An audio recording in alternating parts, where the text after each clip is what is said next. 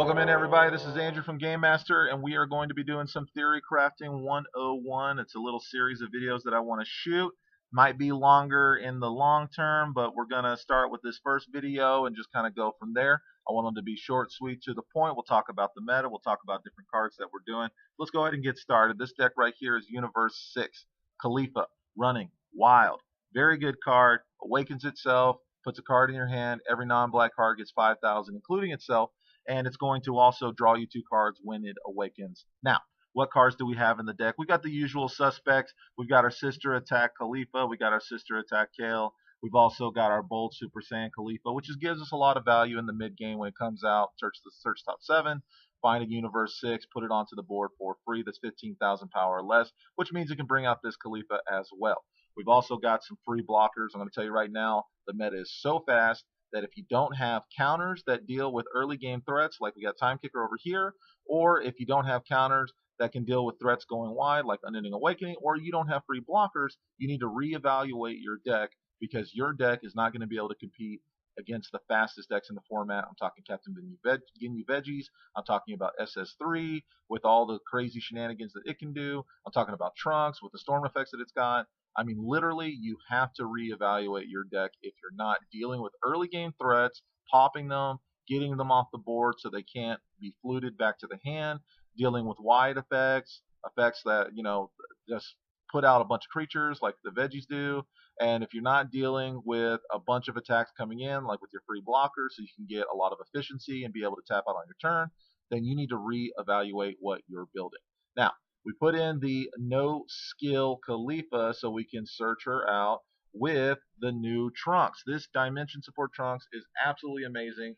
Puts this card into the game and allows us to consistently do the turn 3 Caulifla. Caulifla is really great. We're talking about hand advantage. We're talking about making the creature get bigger and bigger and bigger. I mean, battle cards can only do so much, but when they're drawing you cards and they're gaining 5,000 power for just coming in or attacking, that's really, really good and allows us to use it as a finisher and get in there and actually end games quickly. Turn 3 Caulifla is amazing, and we can do it more consistently because of the fact that we can go turn 1 Caulifla. Turn 2, we can play this for free because our leader is Caulifla. Or turn 2, we can lay 1 here, play this for free. Or turn 2, we can go search it out, boom, put it on the board, play this for free. And then turn 3, we're consistently going right here. And then if we have to go to a turn 4, it could be like a turn 2, we play a Kale, draw a card, boom, we got this. Turn 3, we play this for free, or we got this Kale on the board, and then we can turn 4, get in there with Caulifla and start making some noise. Now, this Kale right here is going to be great in all your go wide matchups because of the fact that it can evolve on top of this Kale or your free blocker. It doesn't matter. There's no energy cost, so that's really great for the deck. And then we're going to get in there and we're going to pop everything that doesn't have barrier that's 25,000 or less. Absolutely amazing. A turn 1 strong play is also intensifying Trunks, putting a lot of pressure on your opponent because of the fact that this is going to help you awaken faster, and this is also going to help you awaken faster your leader's ability, and it's going to make this harder to deal with. Then we can go right into the chain attack Trunks, which is going to be great, and chain attack into Zeno is going to help us reset boards. That's also going to be really good. Now, another really good target, impeccable over here, Kaba. He's really good because of the fact that he can attack active battle cards. He can't be countered, and when I say can't be countered, I mean they cannot activate counter cards against him when he's on the attack. Period. That's it. They don't activate. They can't play them. So there's none of this shenanigans where they're like, okay, well, I can't negate these. No, you just can't play them. It's done. Now, we also have some of the best super combos in the game, the ones that activate a 5 or less life. Those are the ones you want, and we got 4 of those in the deck.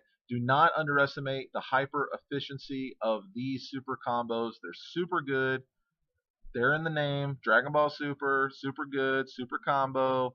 They're hyper efficient. Do not get into a deck idea where you're like, okay, well, I think I could just eke out a little bit more or put in more targets for a combo or whatever the case may be by pulling these super combos out. I mean, realistically, if I'm trying to go off turn 2 and I don't have 4 or less life or 5 or less life, I'll just want to include them in the deck. Don't do that.